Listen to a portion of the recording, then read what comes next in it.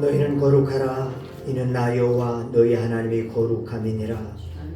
너희 각 사람은 부모를 경외하고 나의 안식일을 지키라.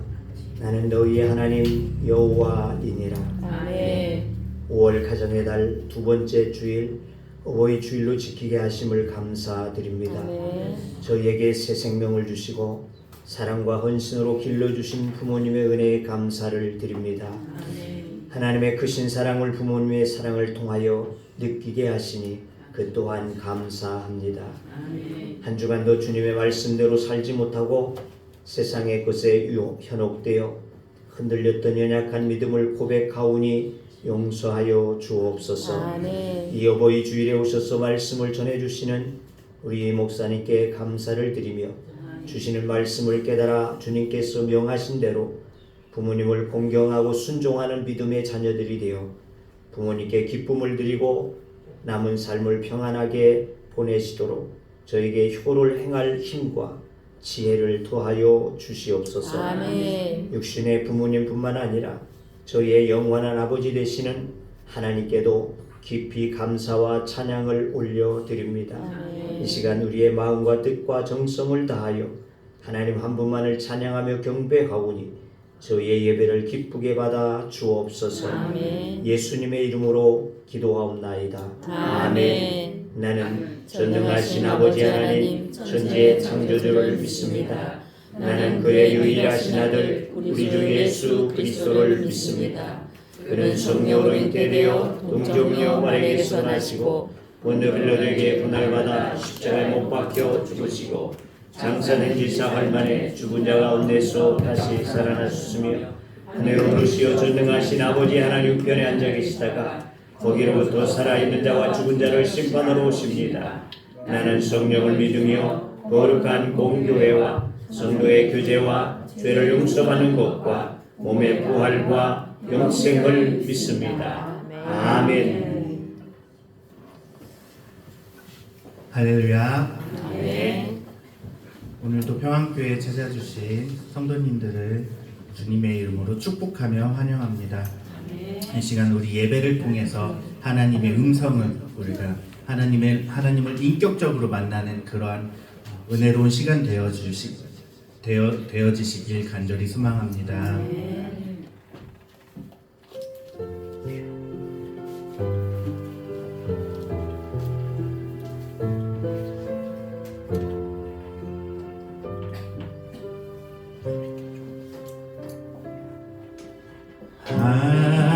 하나님의 음성을 듣고자 기도하며 귀를 기울이고 내 기도를 들어주신 나의 기쁜 웅덩이와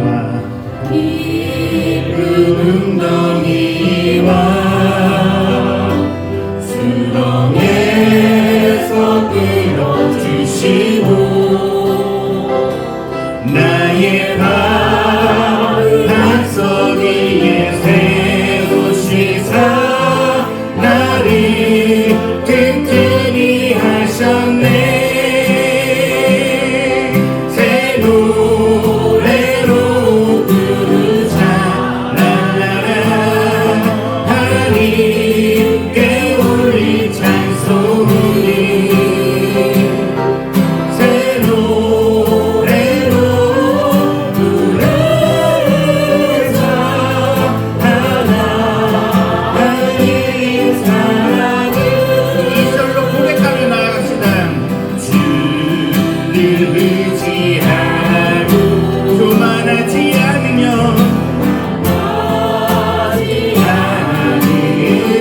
거짓에 치우치지 아니하면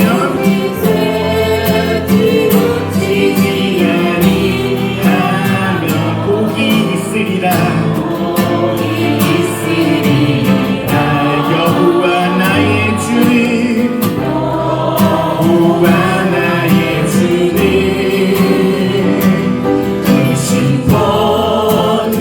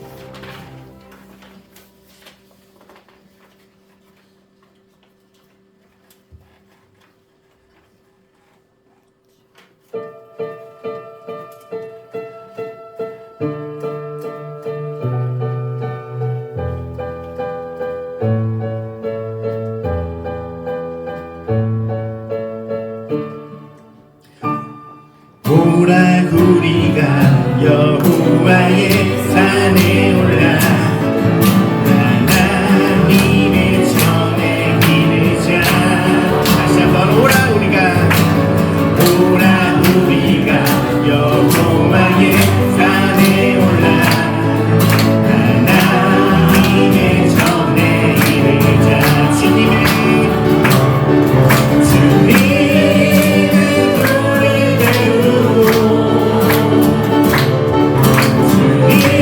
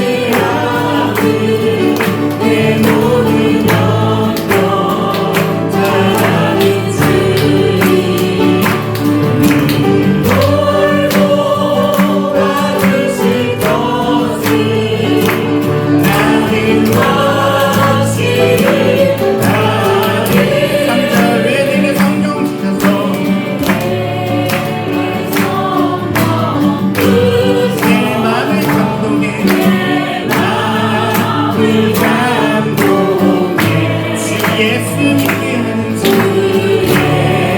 예수님께 하는지 난 알 수 없도다. 내가 믿고 또 의지하는 내 모든 영광 잘하는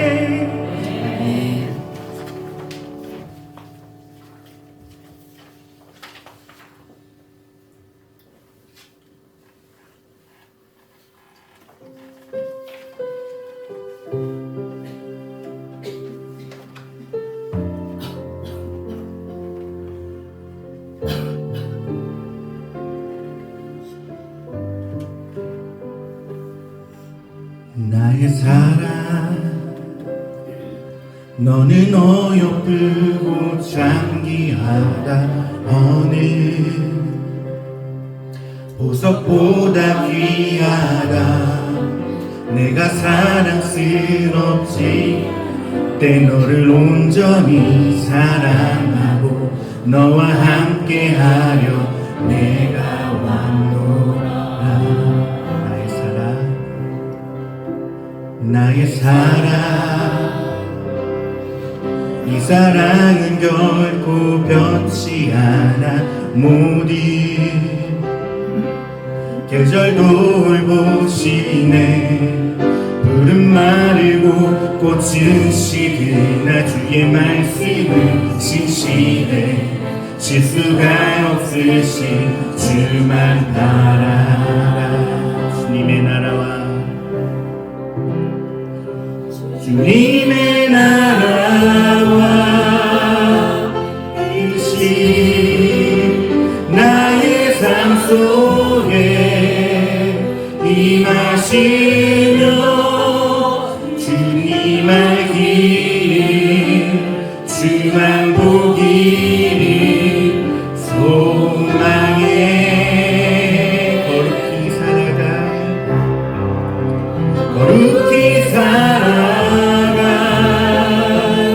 힘과 두려움 없는 미리 주신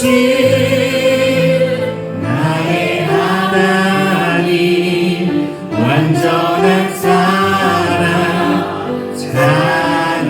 찬양해 다시 한번 2절로 고백하며 나아갑니다. 나의 사랑 이 사랑은 결코 변치 않아 모든 계절 돌보시네 푸른 마르고 꽃은 시드나 주의 말씀은 진실해 실수가 없으신 주만 바라라 주님의 나라와 주님의 나라와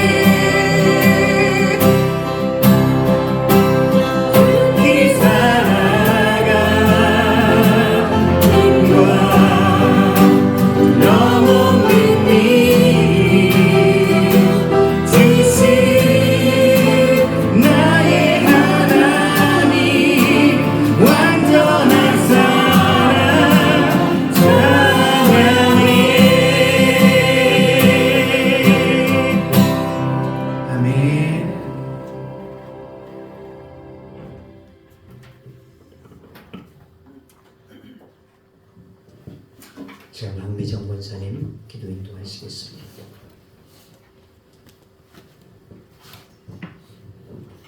예배를 위해서 다 함께 기도하시겠습니다.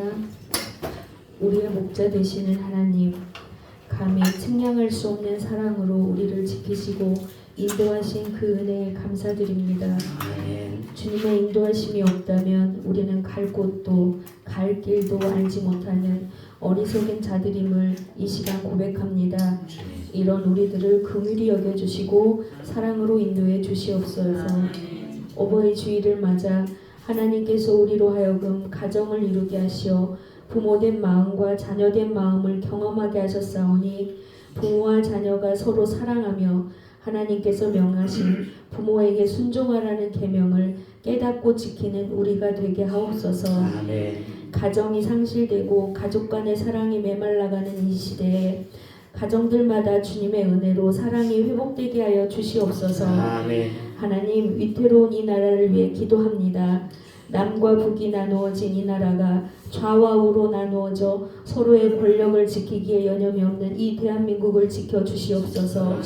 분열이 아닌 화합을 이루게 하시고 그릇된 죄악에서 마음을 돌이켜 선한 양심이 살아나고 하나님의 공의가 흐르는 나라가 되게 하여 주시옵소서. 아멘. 6월 3일에 있을 대통령 선거에서 하나님의 기름 부은 자가 세워지게 하시사 모세처럼 나라와 민족을 위해 자신의 생명을 내려놓고 기도하는 지도자, 다윗처럼 하나님을 경외하며 하나님 앞에 무릎 꿇는 지도자가 세워지게 하시고 국민들에게 지혜를 주셔서 올바른 지도자를 구별하여 투표할 수 있도록 도와주시옵소서. 아멘. 이 어려운 때에 이 땅의 교회들이 마음 아파여 기도하게 하시고 바른 길로 인도하는 나침판의 역할을 감당하게 하여 주시옵소서. 세상의 죄악을 막아서는 거룩한 성벽의 역할을 감당하는 교회들이 되게 하시고 예수님의 십자가의 본질을 회복하여 세상에 하나님의 위엄과 존귀와 영광을 나타내는 교회들이 되게 하여 주시옵소서.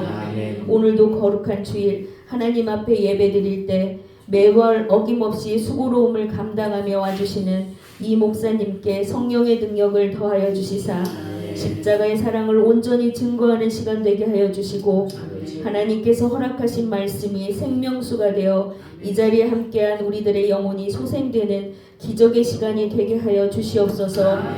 예배를 위해 늘 수고하는 손길들이 있습니다. 주님이 아시오니 그 손길들마다 축복하여 주시옵소서. 성령님 오시옵소서. 이 시간 이 예배에 좌정하여 주시옵소서. 우리들 마음 가운데 임재하여 주시옵소서. 오직 예배의 주인 되시는 분은 예수 그리스도임을 고백하며 그 예수님께 의지하며 이 하루도 살아내고 견뎌낼 은혜 주시는 생명 되시는 예수 그리스도의 이름으로 간절히 기도합니다. 아멘.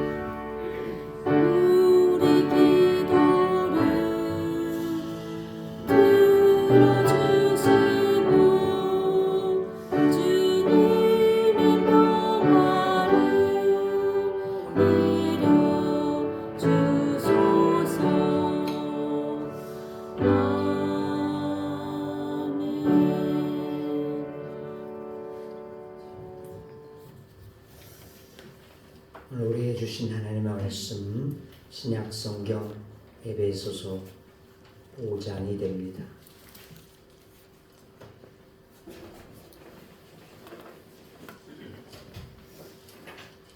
에베소서 5장 1절에서 14절의 말씀.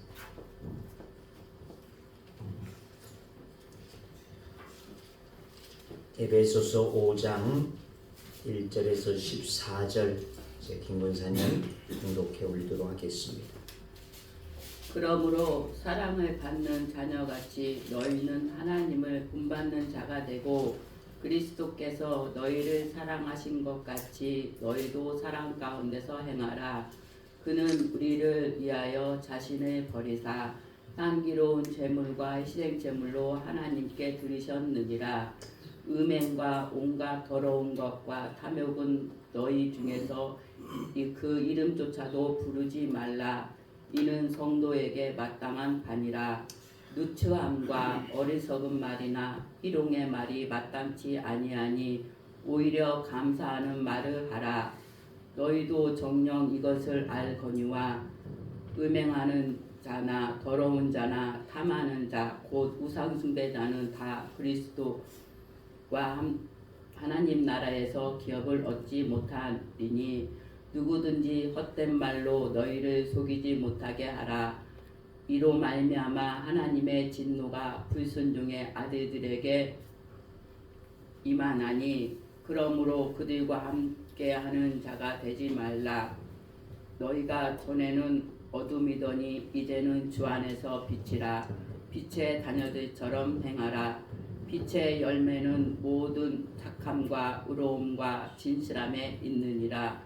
주를 기쁘시게 할 것이 무엇인가 시험하여 보라. 너희는 열매 없는 어둠의 일에 참여하지 말고 도리어 책망하라. 그들이 은밀히 행하는 것들은 말하기도 부끄러운 것들이니라. 그러나 책망을 받는 모든 것은 빛으로 말미암아 드러나나니 드러나는 것마다 빛이니라. 그러므로 이르시기를 잠자는 자여 깨어서 죽은 자들 가운데서 일어나라. 그리스도께서 너희에게 비추시리라 하셨느니라. 아멘.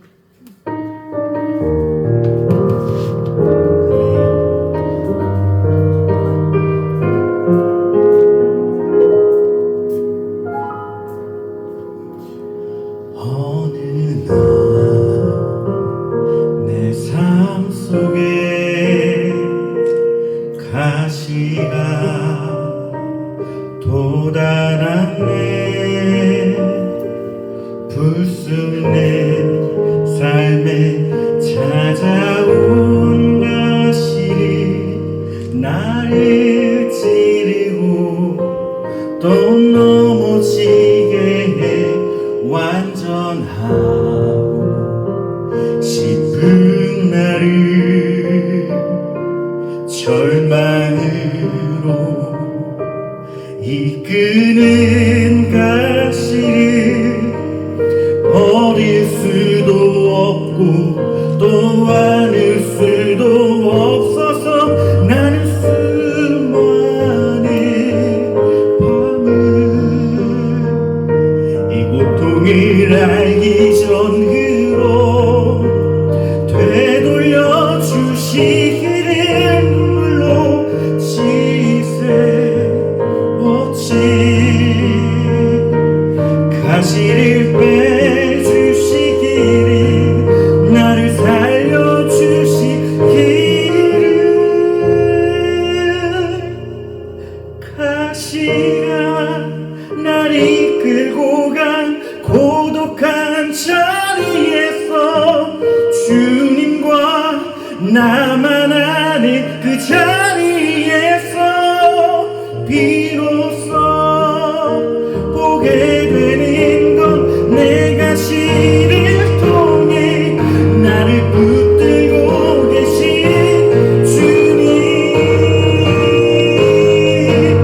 가시가 날 이끌고 간 은혜의 자리에서 주님과 나만 아는 그 자리에서 비로소 오게 되는 건 내 아픔이 아닌 자기 생명을 주신 사랑.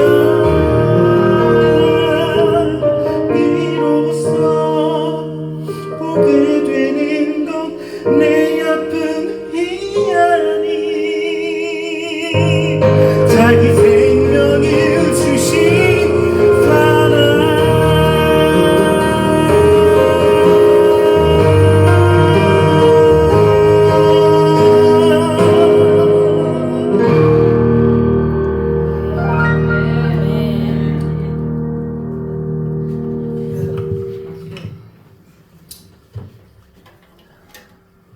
오늘 주신 말씀으로 성경에서 본 부모학이라고 하는 말씀으로 우리 목사님 나오셔서 말씀 전해 주실 때 은혜의 시간 되시기를 바랍니다. 아멘.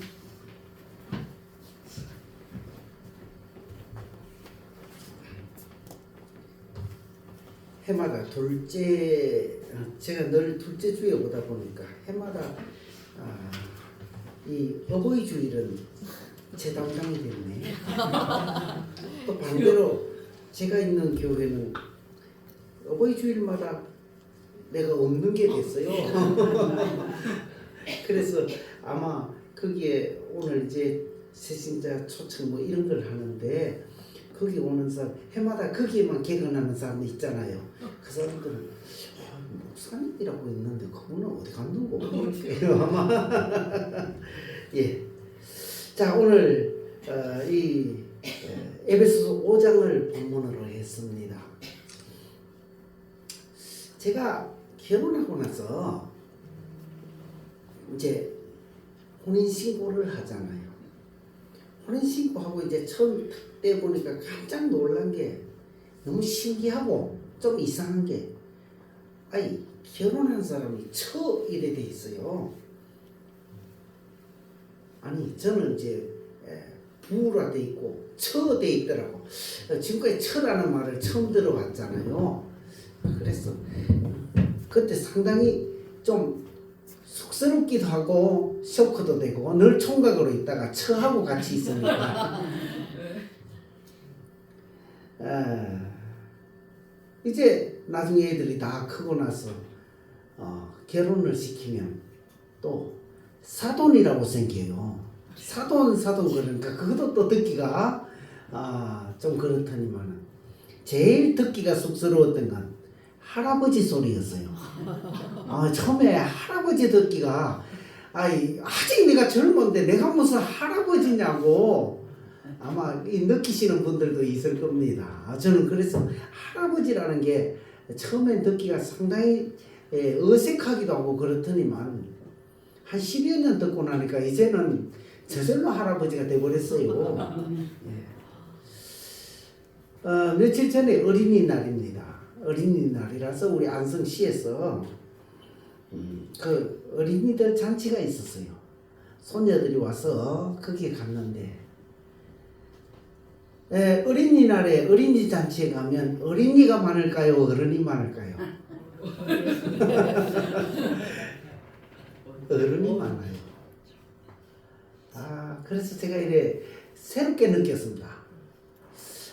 참 부모들이 어린이날에 어린이를 위해서 어린이가 있는 곳에 있구나. 어린이날뿐이 아니고 어른들은 휴일만 되면 애가 있는 집은 애들이 좋아하는 데로 갑니다. 키즈 카페를 가기도 하고 어린이 공원을 가기도 하고 어린이 놀이터를 가기도 하고 어린이한테 어른이 따라가요. 어른 공원에 가는 게 아니고 어린이 공원에 간단 말이야. 어린이 놀이터에 가. 그래서 참 부모는 이런 게 부모구나. 자식을 그냥 키울 때는 잘 몰랐어요. 이제 자식이 이렇게 손자가 생기고 나니까 참 부모는 저렇게 하는 거구나. 저런 게 부모구나. 이런 걸 많이 느끼게 됩니다. 자녀를 위해서 자기의 날, 자기 시간, 자기 여유 이제 그런 거 다 뺏기고 다 포기하고 자녀를 위해서 사는 거예요. 우리가 다 그렇게 살아왔고 그 대우를 받아왔고 이제는 그걸 누리고 그걸 이제 베풀고 있는 사람들이고 그런 환경입니다. 여기에도 이제 아직 결혼 안 한 사람들은 우리 부모님에 대해서 아직 그 부모님의 사랑을 잘 모를 겁니다. 돼봐야 알아요. 그죠? 우리가 자녀를 키워봐야 알고 그 나이가 돼봐야 대충 어느 정도 알게 됩니다. 그래서 성경에서는 부모가 되면 어떻게 해야 되는가를 가르칠까 보니까 오늘 이 에베소서 5장에 그리스도께서 너희를 사랑하신 것 같이 너희도 사랑 가운데서 행하라 그렇게 말씀합니다. 물론 이것은 모든 사람에게 대한 말이지만 우리 자녀에게 대해서 특별히 그렇지요. 우리 자녀를 어떻게 대할 것이냐, 어떻게 양육할 거냐. 그리스도께서 우리를 사랑하신 것 같이 우리도 자녀들을 사랑해야 되고, 그리스도께서 우리를 대하신 것 같이 우리도 대해야 된다.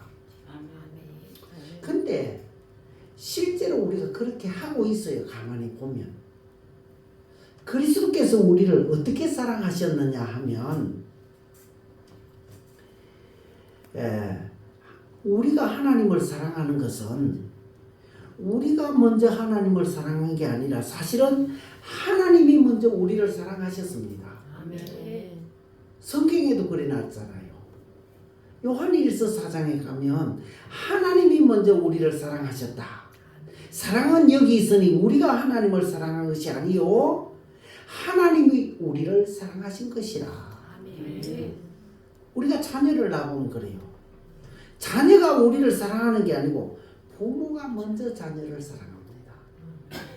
자녀는 사랑이 뭔지 부모가 누군지도 아무것도 모를 때에 부모는 자녀를 사랑하는데 거기에 자기 자녀에게 전부 다 사랑합니다. 막 속 빠집니다. 그죠? 자녀가 너무 좋아서 거기에 모든 것을 다 바칩니다. 그래서 첫 번째는 먼저 사랑. 주님이 우리에게 가르쳐 주신 것은 먼저 사랑해라. 자녀에게 먼저 사랑했고, 주님도 우리가 주님을 알기도 이전에 먼저 우리를 사랑하셨거든. 자녀가 우리를 알기 이전에 주님이 먼저 우리를 사랑하셨다는 것을 가르쳐 주시기 위해서 이런 사랑의 순서를 하나님이 우리에게 베풀어 주시지 않았을까 생각합니다. 이건 본능적으로 하나님이 우리에게 주셨어요. 모든 사람에게 주셨어. 창세기 1장 2절 3절에 2절이 아니고 3장 2장에 그게 보면 이제 하나님이 사람을 지었습니다. 흙으로 사람을 지으시고 코에 생기를 불어넣으시니 생명이 된지라 그랬습니다. 생명이 된지라라는 말은 여러 가지 해석이 있겠지만은 오늘 이 말씀으로 볼 때 생명이 되고 나니까 다른 짐승을 만드시고 새도 만드셨어요. 똑같이 흙으로 만드셨어요. 그런데 짐승과 새에게는 생명이 된지란 말이 없어요. 그 코에 생기를 불어넣으셨다는 말이 없고 사람만 만들 때 생명이 된지라 했습니다. 짐승과 새와 사람이 확연히 다르지요. 생명이 된 거죠. 즉 생명이라는 것은 글자 그대로 하면 영이에요. 살아있는 영이 된 거예요.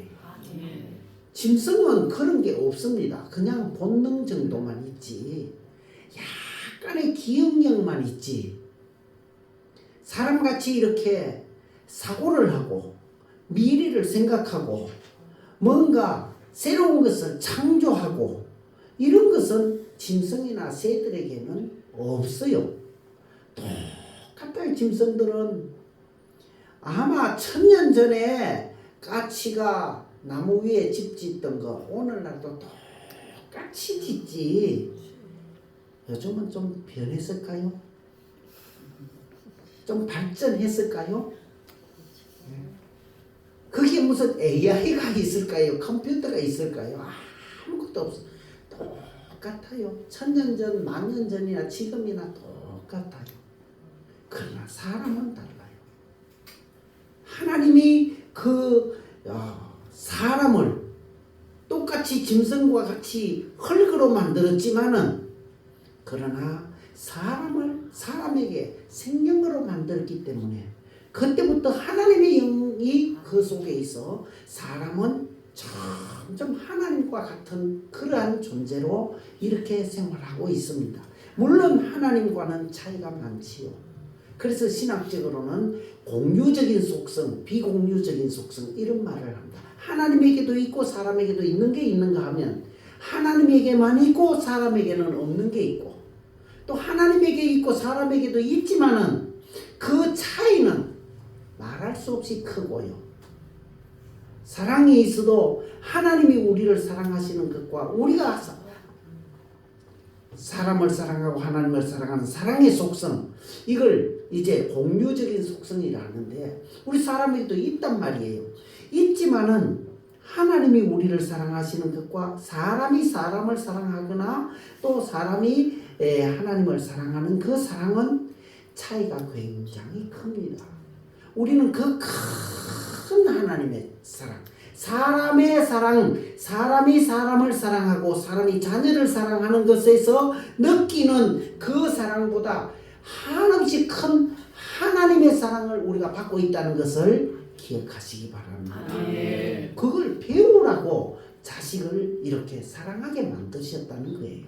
그 자식을 사랑해 보면서 이웃을 사랑해 보면서 사실 이웃 사랑해가는 그 사랑 별로 못 느끼잖아요.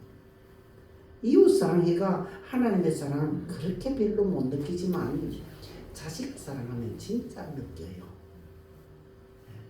그 자식에게 부모가 얼마만큼 참 사랑하는지는 우리가 겪어보면 너무나 잘 압니다.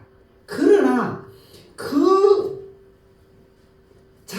사람이 자식을 사랑하는 것과 하나님이 우리를 사랑하시는 것은 그것은 속성은 비슷하지만은 같은 속성을 가지고 있지만은 그 레벨은 너무너무 다르다는 사실을 기억하면서 하나님이 우리를 얼마만큼 크게 사랑하셨을까, 뜨겁게 사랑하셨을까는 상상만 해야 될 것입니다. 우리가 다 알지 못합니다.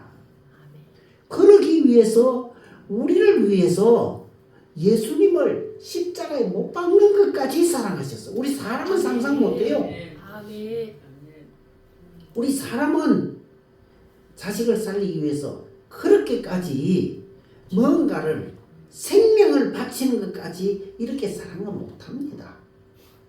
그렇지만 하나님은 우리를 사랑하시기를 그렇게 사랑하셨는데 이 사랑을 우리가 잘 느끼지를 못한다는 거. 어쨌든 하나님이 우리를 사랑하시는 것은 우리가 사람을 사랑하는 것하고는 레벨이 너무너무 다른 그 사랑을 우리가 받았다는 거. 그것만 우리 기억하자는 거예요. 아멘. 그래서 어쨌든 먼저 사랑하는 것을 우리에게 가르쳐 주셨고 그 다음에 2절에는 보면 그는 우리를 위하여 자신을 버리사, 앞에도 말씀드렸지만은 자신을 버리는 사람, 죽음까지도 마다하지 아니하는 이 사랑을 우리에게 베푸셨습니다. 이것은 자기의 전부를 다 주는 사랑, 다 베푸는 사랑입니다. 이것도 어느 정도 우리 사람들에게서 찾아볼 수 있어요. 자식을 위해서 참 낳아서부터 기를 때까지 그 정을 솟는 것이라든지 모든 것, 아까도 말씀드렸지만은 공휴일도 자기 공휴일이 없어요. 직장 다니는 분들 자기 공휴일이 아니고 그래 이번 공휴일 날에는 어디에 놀러 갈까? 애들한테 묻지. 우리가 어디 가니까 너희 어디 따라가자. 이런 거 잘 안 한단 말이에요. 애들 위주로 모든 것을 다 해요. 그래서 어른 카페에 가는 것이 아니라 어른이 키즈 카페에 가고 어린이 놀이터에 가고 어린이 공원에 가고 그렇게 하는 것을 보면서 참 우리 사람들도 어느 정도 하나님의 속성을 참 받기는 받았다. 그래서 부모라면 어떻게 해야 되느냐 성경에서 가르치는 것이 주님이 우리를 위하여 자신을 버리신 것처럼 우리 사람들도 다 그렇게 현재 살고 있다는 것을 생각하면서 하나님 우리 사람들이 자녀를 위해서 큰 피땀 흘리면서 일하고 또 잠 못 자면서 일하고 일생을 자녀를 위해서 수고하고 희생하는 것 이걸 보면서 하나님의 사랑을 깨닫게 하시는군요 라는 것을 조금은 생각해 볼 수가 있습니다. 그런데 2절에 그 다음 보면 향기로운 제물과 희생 제물로 하나님께 들으셨다라고 말하고 있습니다. 여기서 향기로운 제물에 대해서 우리는 생각을 해봐야 됩니다. 제물이 되는 것은 제물이 될 수 있어요. 제물이라는 것은 제사 드릴 때 제물. 우리 제사는 이제 우리 한국에서 제사는 그냥 형식적인 그런 제사지만 여기에서의 제사는 짐승을 잡아서 드리는 제사. 특히 여기는 이제 예수님이 십자가에 달려 죽으시는 제사입니다. 그 죽으심을 말하는데 십자가에 달려 죽기는 죽는데 향기로운 제물이 되려면 어떻게 해야 될까? 이런 말입니다. 죽기는 죽는데 억지로 죽는 죽음도 있잖아요. 마지못해서 죽는 죽음도 있잖아요. 뭐 사형을 당하는 사람은 마지못해서 형장에 끌려 나가지 자기가 향기로운 죽음입니까? 아니지요. 그런데 억지로 죽는 죽음, 마지못해서 죽는 죽음이 아니고 향기로운 제물이 되셨다는 거예요. 예수님이 십자가에 달릴 때 우리는 흔히 생각합니다. 얼마나 아프셨을까, 얼마나 힘드셨을까, 이걸 생각하면서 우리 고난 중간에 눈물도 흘리고 그러잖아요. 잘못된 건 아니지만 주님은 아이고 못 살겠다, 너무너무 아프다, 내 여기서 내려달라고 아우성치는 예수님이 아니셨을 거라.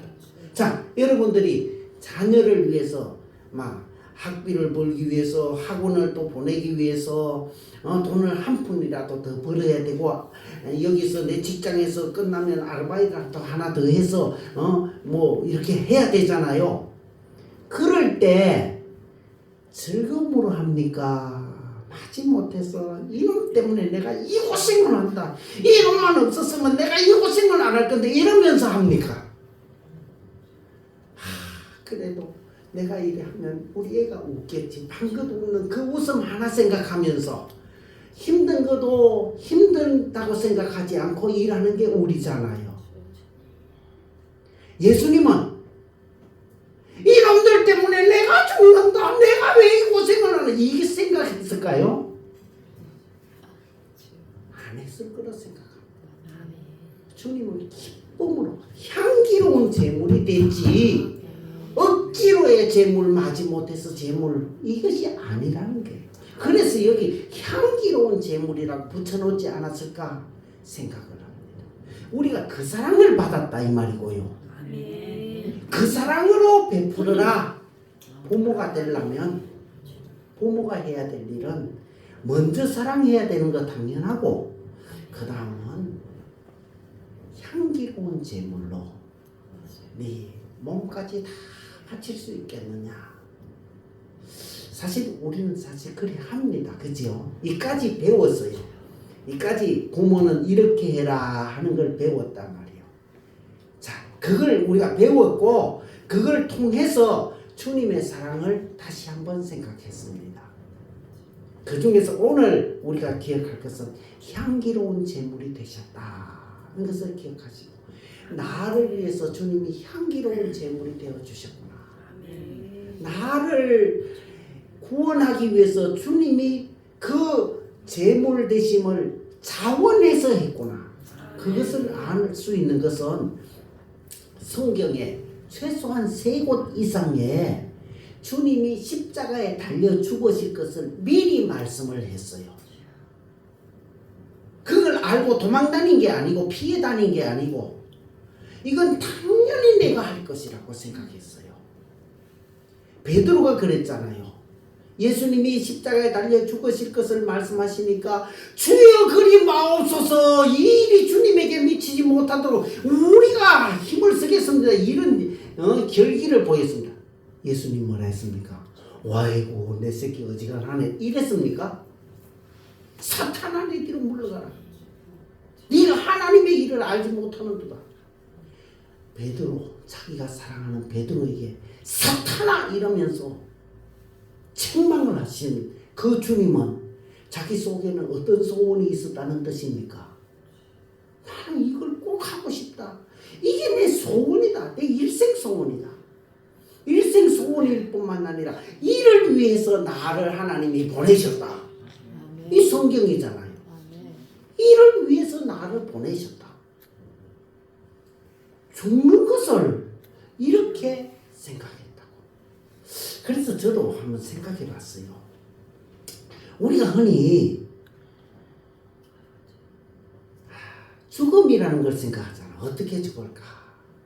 한번 사람들의 대부분 9988 뭐 이런 거 하잖아요. 99세까지 88하고 뭐 9988 뭐 234 이랍니까? 예, 그러는데 그런 것도 있지만 또 아이고 뭐 나는 자는 잠결에 그냥 싹 나도 모르고 아무도 모르게 그냥 싹 죽었으면 좋겠다. 근데 저는 그걸 달리 생각해 봤어요. 이왕 우리가 어쨌든 죽잖아요. 어쨌든 죽는데 바울 같으면 어떻게 했을까요?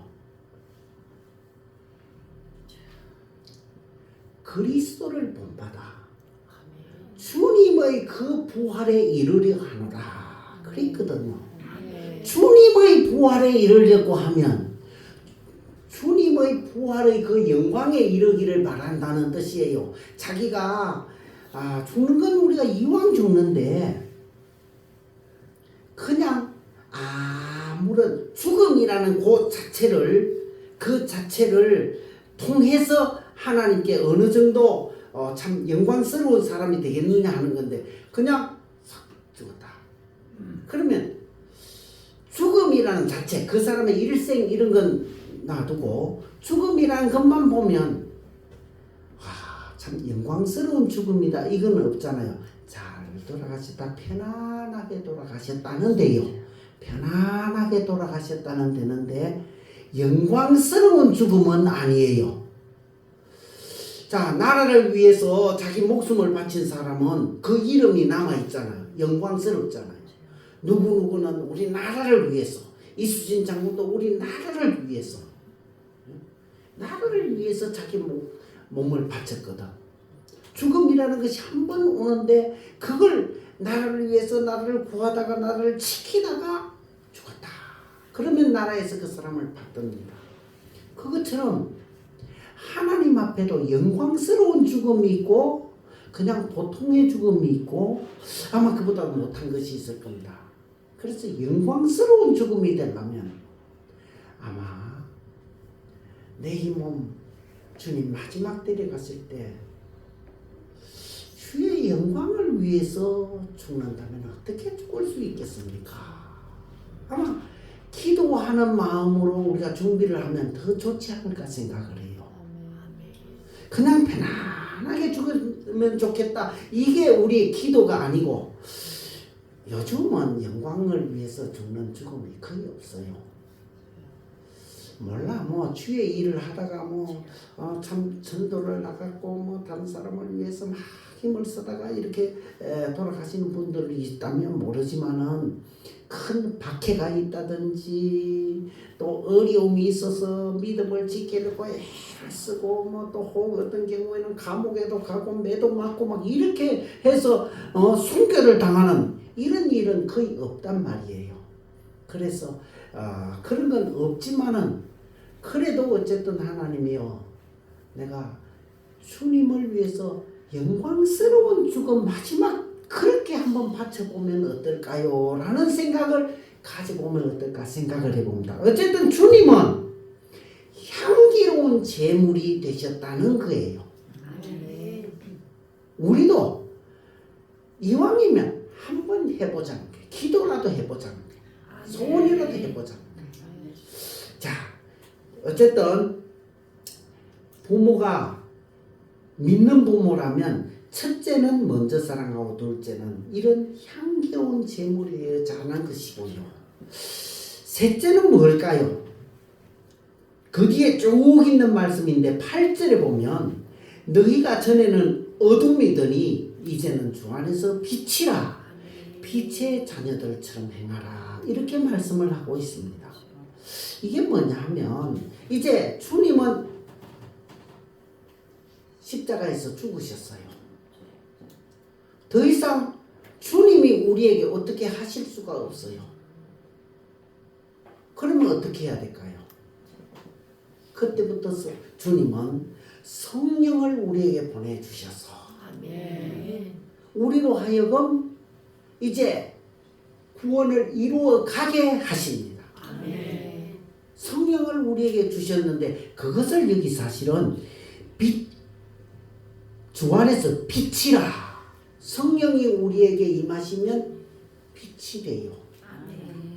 창세기 1장 2절 3절에 보면 태초에 하나님이 천지를 1절에 창조하시고 2절에 3절이가 빛이 있으라 하심에 빛이 있었다고 했습니다. 그런데 저 뒤에 가면 또 해와 달을 만드시고 빛을 비추셨어요. 이 빛은 무엇이고 이 빛은 무엇일까? 그런 생각이 많이 들었어요.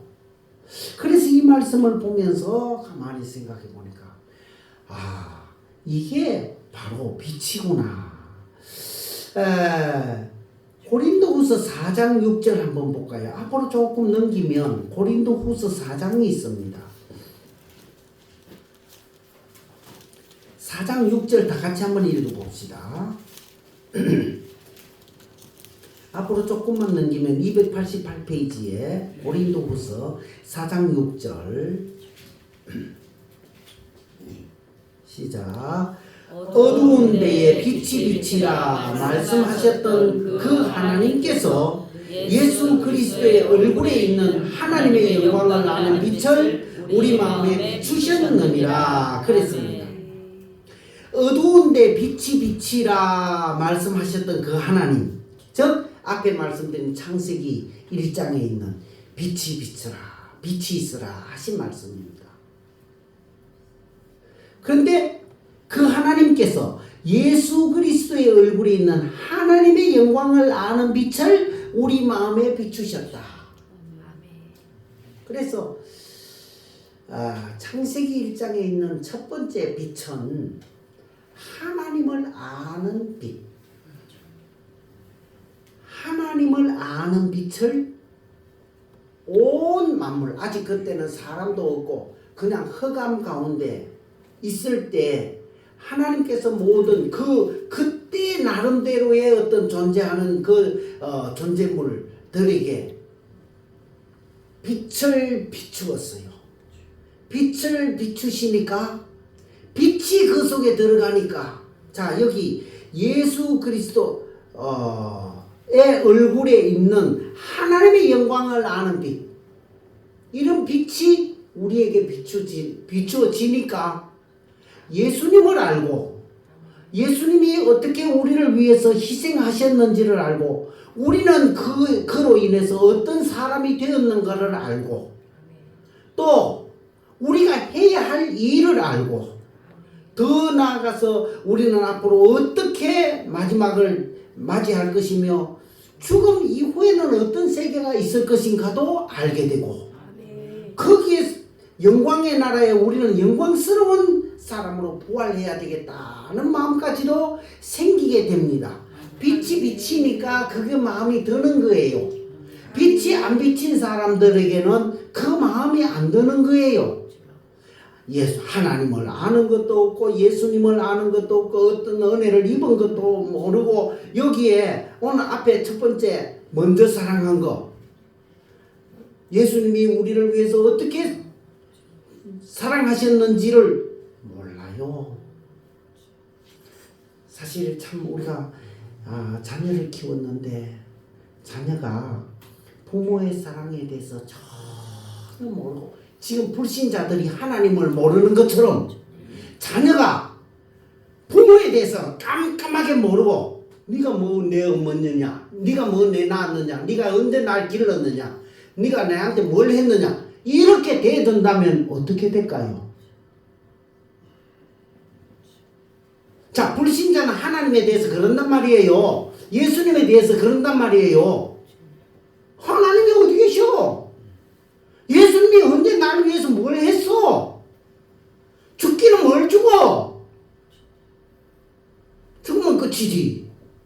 이러잖아요. 이거하고 똑같이 자녀가 부모에게 언제 날 낳았어? 언제 날 키웠어? 언제 날 사랑했어? 이러는 부모, 자녀가 있으면 어떻게 할 거예요, 그거를? 그러니까 하나님을 안 믿는 사람이 하나님 앞에 어떤 벌을 받을까요? 그래, 우리가 사람이라면 자식이 만약 그런 자식이 있으면 어떻게 해야 될까요? 이렇게 하면 대충 조금 우리 눈이 뜨이지 않을까? 어쨌든 빛이 비치면 모든 것을 알게 되는데 빛이 안 비치니까 아무것도 안 보이는 거예요. 하나님이 그들에게는 빛을 비추지 않았어요. 우리에게 빛을 비추어 주신 것을 우리는 감사해야 됩니다. 아멘. 진짜 이 빛 때문에 우리가 사는 거예요. 아멘. 창세기 1장에 하나님이 빛이 있으라 하니까 그때는 사람은 없었지만 그때 있었던 모든 것들이 예를 들어서 이제 그 다음에 땅을 창조하신 땅은 땅이 해야 할 일을 알고 자 빛이 비추니까 우리 사람이 예수님에 대해서 하나님에 대해서 알잖아요. 다 알잖아요. 그것처럼 땅은 땅이 해야 할 일을 알고 물은 물이 해야 할 일을 알고 짐승은 짐승이 해야 할 일을 알고 식물은 식물이 해야 할 일을 알고 자기 있어야 할 위치를 알고 자기가 활동할 것을 알고 다 아는 게 이게 빛이 있으라 하실 때 빛이라 저는 그렇게 보아져요. 그때 해가 비쳤다는 말은 아니고 왜 해는 뒤에 지었기 때문에 그래서 성경에서 하나님을 아는 빛 아멘. 하나님을 아는 빛을 우리 마음에 비추셨느니라. 아멘. 그래서 그 빛이 우리에게 비춰지니까 그때부터는 그 빛으로 인해서 우리에게 온갖 그 상상력이 다 생깁니다. 아멘. 예수님에 대해서, 신앙에 대해서, 이 세상에 사는 데 대해서, 교회에 대해서, 내 주위의 사람들에 대해서 모든 것이 바르게 돼 있어요. 기본적으로는 하나님께서 사람들에게 그걸 주셨어요. 기본적으로는 주셨어요. 아까도 먼저 사랑하는 거라든지 자식을 위해서 희생하는 이런 기본적인 거 하나님이 생명이 된지라 할 때 기본적으로 주셨어. 그런데 우리에게는 하나 더 준 것이 있는데 바로 이 더 밝은 빛 예수 그리스도 안에서 나오는 빛 이 빛으로 말미암아 다른 사람들이 보지 못하는 하나님의 세계 영원한 하늘나라의 세계를 보게 하셨다는 것이에요. 아멘. 이 빛이 더 밝아지기를 바랍니다. 아멘.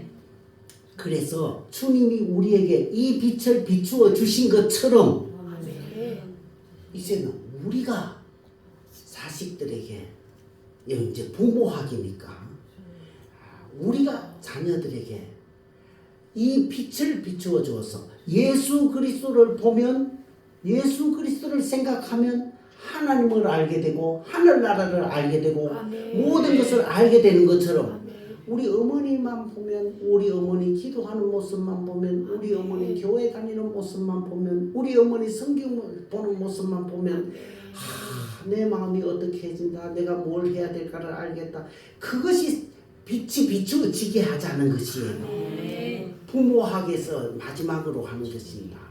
부모라면 이렇게 해야 되겠다는 거예요. 부모라면 우리의 얼굴에서 우리의 생활에서 하나님을 보게 하고 하나님의 나라를 보게 하는 이러한 일을 해야 되겠다.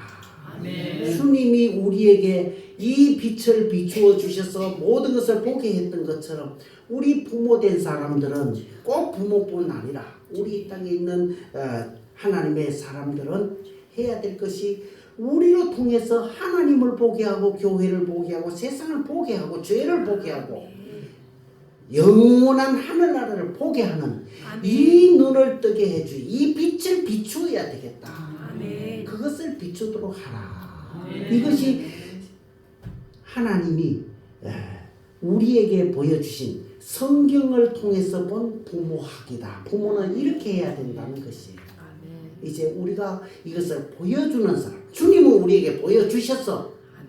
그래서 우리로 하여금 하늘나라의 최고의 그 상급받는 영광스러운 사람으로 우리가 만들어 갈 수 있도록 자기 힘껏은 살아가고 있어요. 지금 다들 자기 힘껏은 살아가고 있는데 그 빛이 더 크게 더 강하게 비추어져서 더 깨끗한 사람, 더 거룩한 사람, 더 완전한 사람 될 수 있기를 바랍니다. 아멘.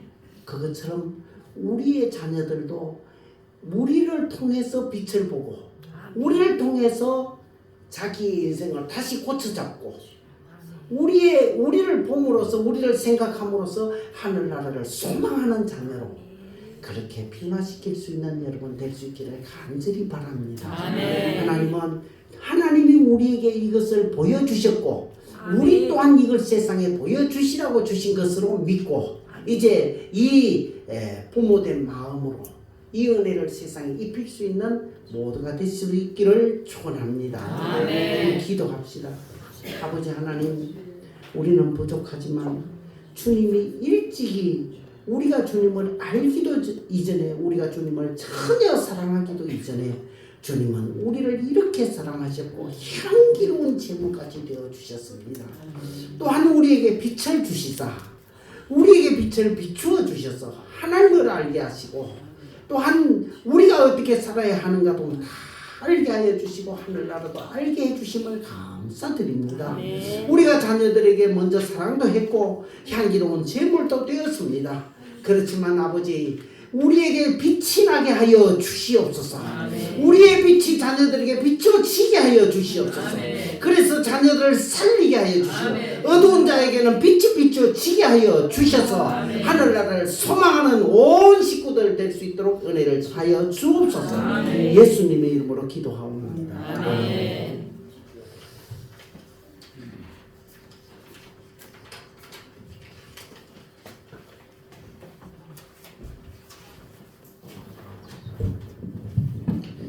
자, 찬송 579장입니다. 내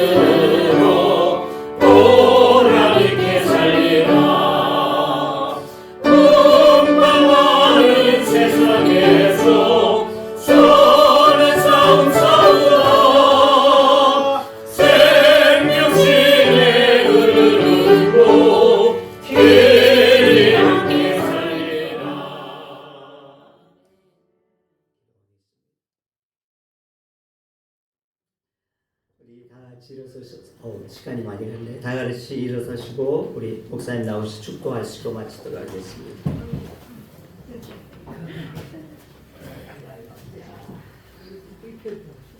이제는 우리 주 예수 그리스도의 은혜와 아버지 하나님의 무한하신 사랑과 성령의 감화감동 충만케 하신 평양 교회와 어버이 주일을 맞이한 우리 어버이 되신 연세 많으신 분들과 또한 그 가정과 성도들이 하는 모든 사업 위에 영원토록 함께 있을지어다. 아멘.